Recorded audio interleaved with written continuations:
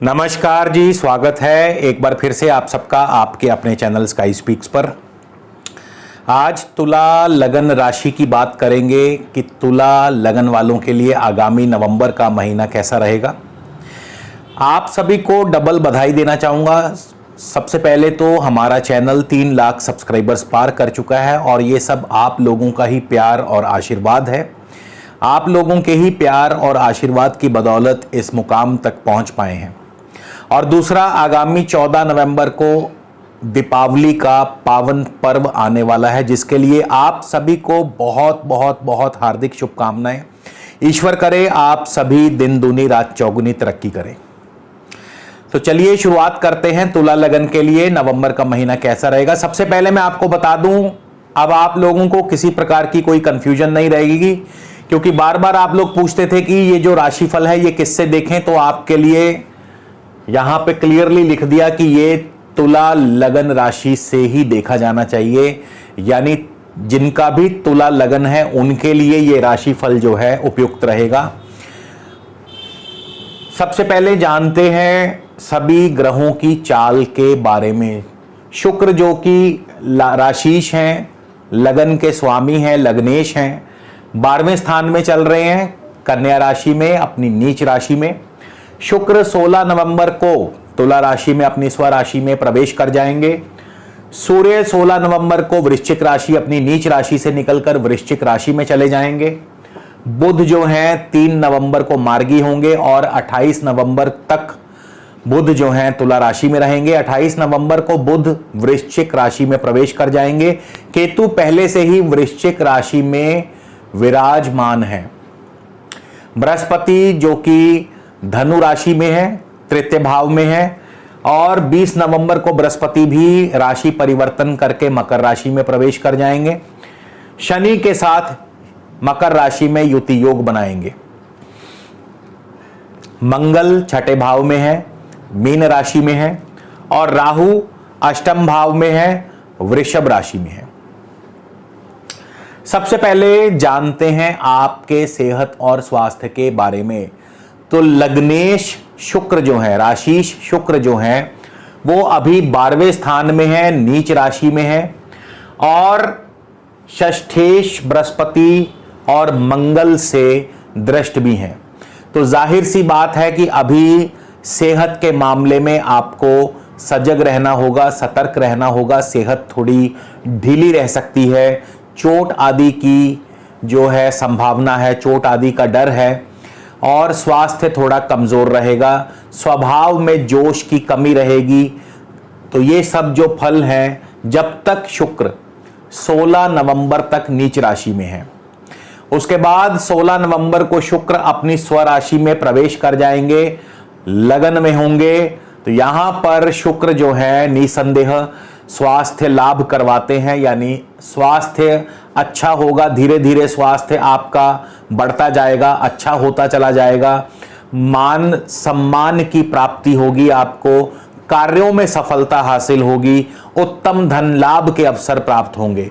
तो जैसे ही शुक्र 16 नवंबर को प्रवेश करेंगे अपनी स्वराशि में, ये सभी शुभ फल आपको मिलने शुरू हो जाएंगे। खास करके जिनको भी इस समय शुक्र की ही दशा अंतरदशा चल रही है, क्योंकि मैंने बार बार आपको हमेशा से बताया है कि गोचर अपने आप कभी फल नहीं दे सकता। इसमें आपकी जन्मकालीन ग्रह स्थिति और दशा अंतरदशा, इन दोनों का ध्यान रखना बहुत आवश्यक है। तो यदि आपको शुक्र की ही दशा है तो 16 नवंबर से स्वास्थ्य लाभ होगा, कारोबार में तरक्की होगी, धन लाभ होगा, आय बढ़ेगी और मान सम्मान भी बढ़ेगा। बात करते हैं आपकी आर्थिक स्थिति के बारे में। तो मंगल जो कि धनेश हैं, छठे भाव में है मंगल अभी, और जिनको भी मंगल की ही दशा अंतरदशा है उन पर अभी कर्ज जो है वो बढ़ सकता है, ऋण जो है वो चढ़ सकता है। मंगल क्योंकि धनेश होकर के छठे भाव में चले गए हैं, तो ये ऋण बढ़ने की तरफ इशारा करते हैं, ऋण आपका बढ़ सकता है। इसके अलावा मंगल की भाग्य भाव पर दृष्टि होगी, नवम भाव पर दृष्टि होगी, भाग्य की वृद्धि करते हैं, लेकिन यात्रा आदि में असुविधा भी पैदा करते हैं। पिता के लिए भी थोड़ा कष्ट या परेशानी की स्थिति पैदा कर सकते हैं। मंगल की द्वादश भाव पर दृष्टि और द्वादश भाव में शुक्र 16 नवंबर तक रहेंगे तो चोट आदि का भय बना सकते हैं जब तक मंगल की दृष्टि रहेगी शुक्र के ऊपर। मंगल की दृष्टि लगन भाव पर भी यही फल पैदा करती है। आपको ऋण आप पर चढ़ सकता है, आपको चोट आदि की संभावना बन सकती है, लेकिन नया कारोबार भी जो मंगल की वजह से, क्योंकि मंगल सप्तमेश भी है, तो नया कारोबार भी आपको मिलता रहेगा। सप्तमेश मंगल पारिवारिक जीवन की भी अगर यहां बात कर लें तो सप्तमेश मंगल अपने से 12वें स्थान में चल रहे हैं, तो जाहिर है कि अभी पारिवारिक जीवन में उथल पुथल होगी, तनाव होगा, आपस में मतभेद होंगे, पार्टनर के साथ अनबन अभी हो सकती है। केतु अभी धन भाव में ही चल रहे हैं।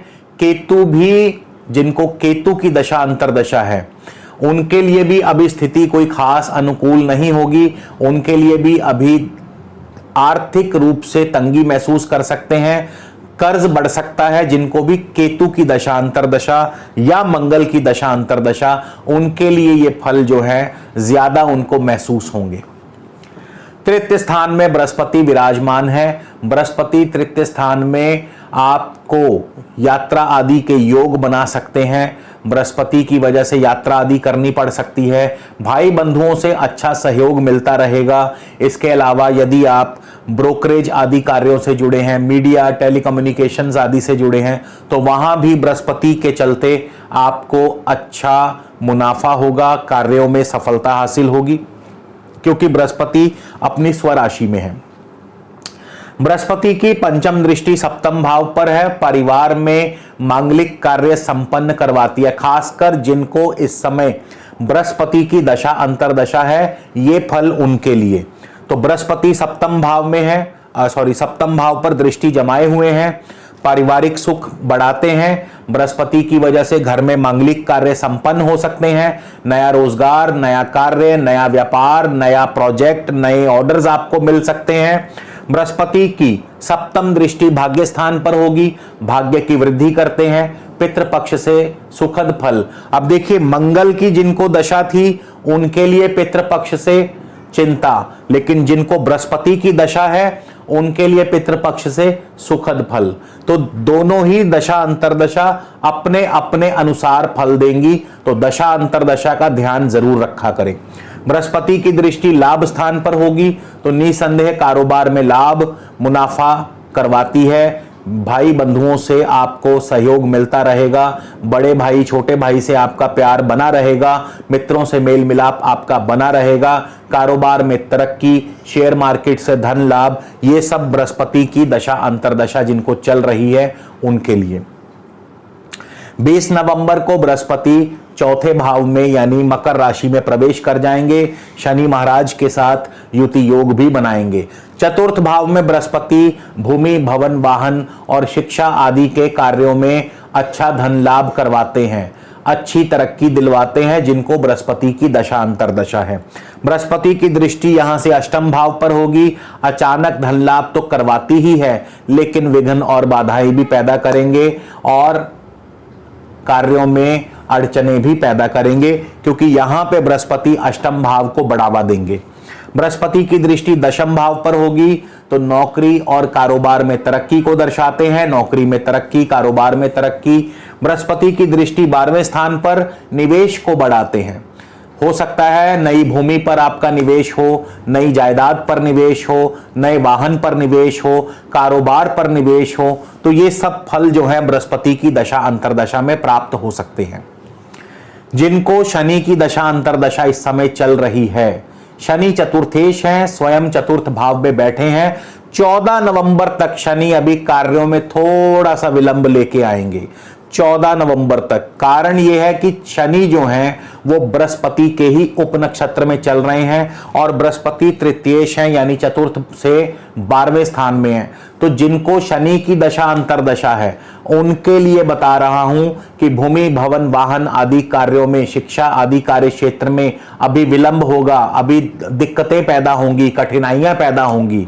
लेकिन जैसे ही 15 नवंबर को शनि महाराज अपने ही उपनक्षत्र में प्रवेश कर जाएंगे, उस दिन से आपको, जिनको शनि की दशा है, भूमि भवन वाहन और शिक्षा आदि कार्य क्षेत्रों में सफलता अर्जित होनी शुरू हो जाएगी, लाभ मिलने शुरू हो जाएंगे। जो अभी तक कार्य आपके अटके हुए थे वो कार्य आपके बनने शुरू हो जाएंगे। तो शनि की दशा अंतरदशा का आपको ध्यान रखना होगा। बृहस्पति की दशा अंतरदशा वालों को अलग फल मिलेंगे, शनि वालों को अलग फल मिलेंगे। शनि की दृष्टि होगी छठे भाव पर। यहां पर शनि की दृष्टि छठे भाव पर होने से नौकरी में विघ्न पैदा करते हैं, कार्यों में अड़चने पैदा करते हैं, ऋण मिलने के मार्ग में रुकावट पैदा करते हैं। इसके अलावा रोग का नाश भी करते हैं, रोग का नाश भी करते हैं। शनि की दृष्टि होगी दशम स्थान पर, तो जिनको शनि की दशा चल रही है उनको अभी कारोबार में रुकावटें पैदा कर सकते हैं। भले ही भूमि भवन वाहन शिक्षा वाले कार्य क्षेत्र में सफलता दिलाएं, लेकिन आम साधारण कारोबार में अभी आपको मुनाफा नहीं होगा या देर बाद होगा, या जिनके कार्य जो लंबे समय तक चलने वाले कार्य हैं उनमें शनि से लाभ होगा। डे टू डे ट्रेडिंग में शनि अभी आपको लाभ नहीं दिलाएंगे।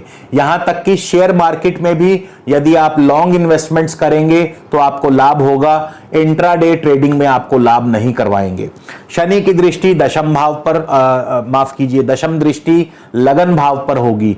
यहां पर शनि लगन भाव पर दृष्टि डालने से स्वास्थ्य में थोड़ा आलस्य पैदा करते हैं, शिथिलता पैदा करते हैं, मन नहीं लगेगा कामों में, मन थोड़ा उचाट सा रहेगा, क्योंकि शनि का जो प्रभाव है वो नकारात्मक रहता है। शनि उदासी पैदा करते हैं, अलहदगी पैदा करते हैं। तो आपका मन जो है कई कार्यों से अलग होगा, आपके अंदर एक शुद्ध सी भावना पैदा होगी शनि की दृष्टि की वजह से। मंगल छठे भाव में है, जैसा कि मैंने बताया धनेश मंगल हैं, धन भाव के स्वामी होकर छठे भाव में बैठे हैं। चोट और भय, चोट दुर्घटना का भय बनाते हैं, रोग पैदा करते हैं, ऋण पैदा करते हैं, ऋण मिल सकता है या कर्ज चढ़ सकता है, नौकरी में दिक्कतें पैदा करते हैं और वैवाहिक जीवन में भी उथल पुथल मचाते हैं। किनको, जिनको भी इस समय मंगल की दशा अंतरदशा है उनके लिए मैं बात कर रहा हूं। भले ही तुला लगन हो, लेकिन दशा अंतरदशा तो सबकी अलग अलग चल रही है। हो सकता है आपकी दशा मंगल की हो और किसी अन्य की दशा बृहस्पति की हो, किसी तीसरे की दशा शनि की हो, किसी चौथे की दशा शुक्र की हो, तो सबको अलग अलग फल प्राप्त होंगे दशा अंतरदशा के अनुरूप। मंगल के बारे में मैं आपको तकरीबन पहले भी बता चुका हूं कि नवम भाव पर दृष्टि या 12वें स्थान पर या लगन भाव पर दृष्टि क्या क्या फल देगी। आगे बढ़ते हैं और राहु की बात करते हैं। राहु आपके अष्टम स्थान में है। अष्टम स्थान में राहु अचानक धन हानि के योग बनाते हैं, कारोबार में दिक्कतें पैदा करते हैं, पिता की तरफ से नुकसान या पिता के संबंधी आपको चिंता कष्ट पैदा करते हैं। जिनको भी इस समय राहु की दशा अंतरदशा चल रही है मैं उनकी बात कर रहा हूं। तो राहु की जिनको दशा अंतरदशा है, धन हानि के योग, चोट दुर्घटना, अचानक नुकसान, अचानक कोई कष्ट, अचानक मुसीबत, सिर्फ जिनको राहु की दशा अंतरदशा है। लेकिन 4 नवंबर को राहु बृहस्पति के उपनक्षत्र में प्रवेश कर जाएंगे, थोड़ी राहत दिलवाएंगे यहां आपको, तो इतना घबराने की बात नहीं है। 4 नवंबर से राहु जो हैं बृहस्पति के उपनक्षत्र में होंगे, यात्रा आदि के योग बना सकते हैं, छोटे भाई बंधुओं से प्यार बढ़ेगा, मेल मिलाप होगा, कार्य क्षेत्र में सफलता मिलनी शुरू होगी। पराक्रम से, अपनी कोशिशों से, अपने प्रयत्नों से आपको लाभ मिलना शुरू होगा। षष्ठेश है बृहस्पति, तो षष्ठेश होने के कारण नौकरी में थोड़ी असुविधा हो सकती है, दिक्कत हो सकती है। रोग की वृद्धि भी करते हैं, लेकिन साथ ही साथ कर्ज भी चढ़ाते हैं। तो जिनको भी राहु की दशा अंतर्दशा है उनको इस प्रकार के फल प्राप्त होने की संभावना है।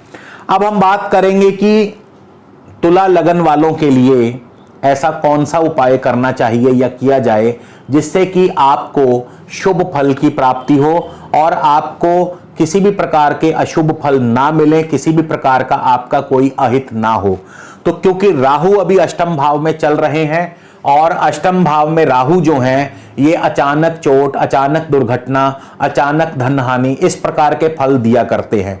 तो राहु के इस अशुभ प्रभाव से, खासकर जिनको इस समय राहु की दशा चल रही है उनके लिए राहु के इस अशुभ प्रभाव से बचने के लिए आपको केवल इतना करना है, एक नारियल मंदिर में अर्पित कर दें। यह उपाय आप प्रत्येक गुरुवार के दिन कर सकते हैं, यानी जब तक आपको आपके राहु वृषभ राशि में है, अष्टम स्थान में है, तब तक आप ये उपाय रिपीट कर सकते हैं। आप चाहे तो हफ्ते में एक बार करें, आप चाहे तो महीने में एक बार करें, आप चाहे तो रोजाना एक बार करें, वो आपकी इच्छा।